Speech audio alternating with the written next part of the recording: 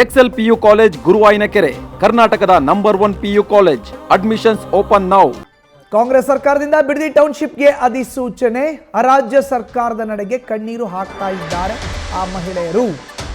ಯಾವಾಗ ಬಿಡದಿ ಟೌನ್ಶಿಪ್ ಮಾಡಬೇಕು ಅಂತ ಅಧಿಸೂಚನೆ ಹೊರಡಿಸ್ತೋ ರಾಜ್ಯ ಸರ್ಕಾರ, ಈಗ ರಾಜ್ಯ ಸರ್ಕಾರದ ನಡೆಗೆ ಕಣ್ಣೀರು ಹಾಕ್ತಾ ಇದ್ದಾರೆ ಮಹಿಳೆಯರು. ಡಿ.ಕೆ. ಶಿವಕುಮಾರ್ ಅವರೇ ದಯಾಮರಣಕ್ಕೆ ಅನುಮತಿ ಕೊಡಿ ಅಂತ ಮನವಿ ಪತ್ರವನ್ನ ಬರೆದಿದ್ದಾರೆ. ದಯಾಮರಣ ಕೊಡಿ. ಮುಖ್ಯಮಂತ್ರಿ ಡಿ.ಕೆ.ಶಿಗೆ ಕೈ ಮುಗಿದು ಕಣ್ಣೀರನ್ನ ಹಾಕಿದ್ದಾರೆ ಮಹಿಳೆಯರು. ಬೈರಮಂಗಲ ಕಂಚುಗಾರನಹಳ್ಳಿ ಪಂಚಾಯಿತಿಯ ವ್ಯಾಪ್ತಿಯಲ್ಲಿ ವಾಸ ಮಾಡ್ತಾ ಇರುವಂತಹ ಮಹಿಳೆಯರು ಕಣ್ಣೀರನ್ನ ಹಾಕಿದ್ದಾರೆ, ಅಲ್ಲ ತೊಡ್ಕೊಂಡಿದ್ದಾರೆ. ಸಿಎಂ ಅವರೇ ಸುಪ್ರೀಂನಲ್ಲಿ ದಯಾಮರಣಕ್ಕೆ ಅನುಮತಿ ಕೊಡಿಸಿ ಅಂತ ಸಾಮೂಹಿಕವಾಗಿ ಪತ್ರ ಬರೆದಿದ್ದಾರೆ.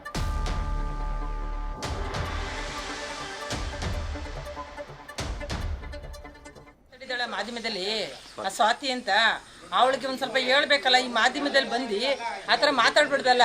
ನೋಡಿ, ಈ ಥರ ಬೆಳೆ ಬಿಟ್ಟು ನಾವೆಲ್ಲ ಹೋಗಲ್ಲ, ಈ ಥರ ಬೆಳೆ ನಾವೆಲ್ಲ ಸಂಪಾದನೆ ಮಾಡೋಣಪ್ಪ.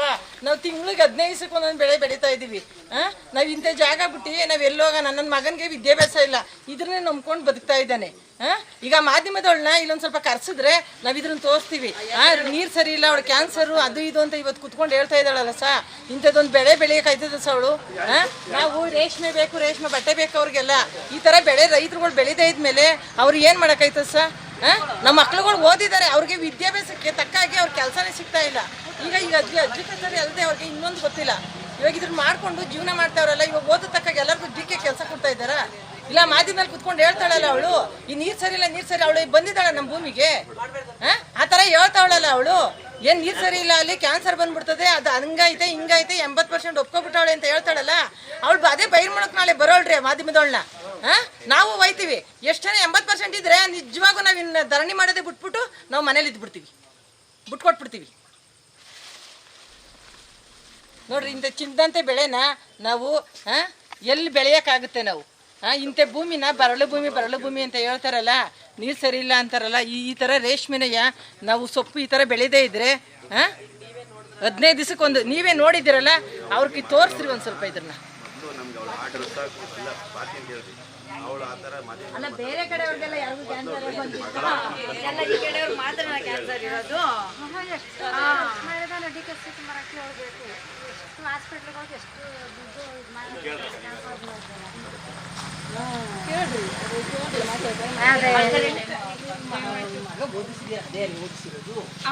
ಅವನು ಬೋದವನಲ್ಲ ಸ್ವಾತಿ ಅನ್ನೋಳಿಗೆ. ಕೃಷ್ಣ ಅವರು ಬೆಂಗಳೂರಲ್ಲಿ ಬಿಡದಿ ಕಡೆ ಎಲ್ಲ ಕೂತ್ಕೊಂಡು ಎಲ್ಲೋ ಎಸಿ ರೂಮಿಗೆ ಕೂತ್ಕೊಂಡು ಹೇಳ್ಕೊ ಕೊಡ್ತಾರಲ್ಲ, 80% ಜನ ಒಪ್ಕೊಂಡವ್ರೆ ಅಂತ. ಅವ್ರು ಯಾರು ನಿಜವಾದ ರೈತರಲ್ಲ.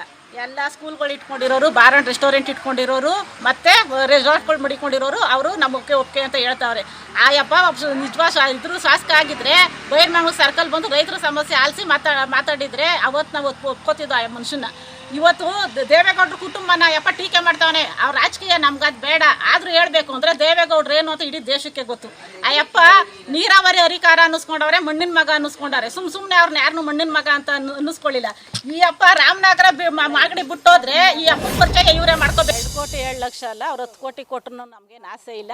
ಇವಾಗ ನಾವು ವ್ಯವಸಾಯ ಮಾಡ್ಕೊಂಡೇ ಒಬ್ಬ ರೈತ ರೇಷ್ಮೆ ಬೆಳೆಯಲ್ಲಿ 22 ದಿನಕ್ಕೆ 1-1.5 ಲಕ್ಷ ಸಂಪಾದನೆ ಮಾಡೋರು ಇದ್ದಾರೆ ಸರ್. ಅವ್ರಿಗೆ ಕೋಟಿ ದೊಡ್ಡದಲ್ಲ. ಅದೇ ಒಳ್ಳೊಳ್ಳೆ ಸ್ಕೂಲಲ್ಲೇ ಓದಿಸ್ತಾರೆ ವ್ಯವಸಾಯ ಮಾಡಿಕೊಂಡು. ಇನ್ನೊಂದು ಸರ್, ನಾನು ಡಿ.ಕೆ. ಶಿವಕುಮಾರನ್ನು ಮನವಿ ಮಾಡ್ಕೊಳ್ಳೋದೇನೆಂದರೆ, ನಮ್ಮ ಸುಪ್ರೀಂ ಕೋರ್ಟಲ್ಲಿ ಅವರೇ ನಮ್ಮ ದಯಾಮರಣಕ್ಕೆ ಅನುಮತಿ ಕೊಟ್ಬಿಡ್ಲಿ. ನಾವು ಸಾಮೂಹಿಕವಾಗಿ ನಾವು ದಯಾಮರಣಕ್ಕೆ ಅರ್ಜಿ ಹಾಕ್ಬಿಡ್ತೀವಿ. ಅದನ್ನು ಬಿಟ್ಟರೆ ನಾವು 1.5 ವರ್ಷದಿಂದ ನಾವು ಹೋರಾಟ ಮಾಡಿದ್ರು ಯಾವುದೇ ಒಬ್ಬ ಶಾಸಕ ಆಗಲಿ ಯಾರೇ ಆಗಲಿ ನಮ್ಮ ರೈತರ ಕಷ್ಟಕ್ಕೆ ಸ್ಪಂದಿಸಲಿಲ್ಲ. ನಮ್ಮ ಕಷ್ಟನ ಅವ್ರು ಆಲಿಸ್ಲಿಲ್ಲ. ಇವಾಗ ಅವ್ರಿಗೆ ಹಂಗೆ ಅವ್ರ ತಂದೆ ಮೇಲೆ ನಾವು ಅವ್ರ ತಂದೆ ಸಮಾಧಿಗೆ ನಾವು ಪೂಜೆ ಮಾಡಬೇಕು ಅನ್ನೋದು ಅವ್ರಿಗೆ ಹಂಗೆ ನೋವಾಯ್ತು. ಇವಾಗ ನಾವು ನಮ್ಮ ಅತ್ತೆ ನಮ್ಮ ಅವರಿಗೆ ನಮ್ಮ ತಂದೆ ತಾಯಿಗಳಿಗೆ ನಾವು ಸಮಾಧಿಗಳಿಗೆ ವರ್ಷಕ್ಕೊಂದ್ಸರಿ ಪೂಜೆ ಮಾಡ್ಕೋಬೇಕು. ಅವ್ರ ಭಾವನೆಗಳಿಗೆ ಬೆಲೆ ಐತೆ, ನಮ್ಮ ಭಾವನೆಗಳಿಗೆ ಬೆಲೆ ಇಲ್ವಾ ಸರ್? ನಾವು ಕಷ್ಟಪಟ್ಟು ನಾವು ವ್ಯವಸಾಯ ಮಾಡ್ಕೊಂಡು ನಮ್ಮ ಮಕ್ಳುಗಳನ್ನ ಡಿಗ್ರಿ ಓದಿಸಿದ್ದೀವಿ. ನಾವು ನೆಮ್ಮದಿಯಾಗಿ ಜೀವನ ಮಾಡ್ತಾ ಇದ್ದೀವಿ. ನಾವು ರೈತನ ನೆಮ್ಮದಿಯಾಗಿರೋಕೆ ಅವ್ರನ್ನ ಬಿಟ್ಬಿಡಕ್ಕೆ ಹೇಳ್ರಿ. ಇಲ್ಲಾಂದರೆ ನಾವು ಅಷ್ಟು ನಾವು ಮಾಡೋದೇ ಮಾಡ್ತೀವಿ ಅನ್ನೋದು ನಮ್ಮ ಸುಪ್ರೀಂ ಕೋರ್ಟ್ ನಮ್ಮ ದಯಾಮರಣಕ್ಕೆ ನಮ್ಗೆ ಅರ್ಜಿ ಕೊಟ್ಬಿಡ್ಲಿ. ನಾವು ಸಾಮೂಹಿಕವಾಗಿ ನಾವು ದಯಾಮರಣಕ್ಕೆ ನಾವು ಇದಾಗ್ಬಿಡ್ತೀವಿ, ಶರಣಾಗ್ಬಿಡ್ತೀವಿ ಅಷ್ಟೇ.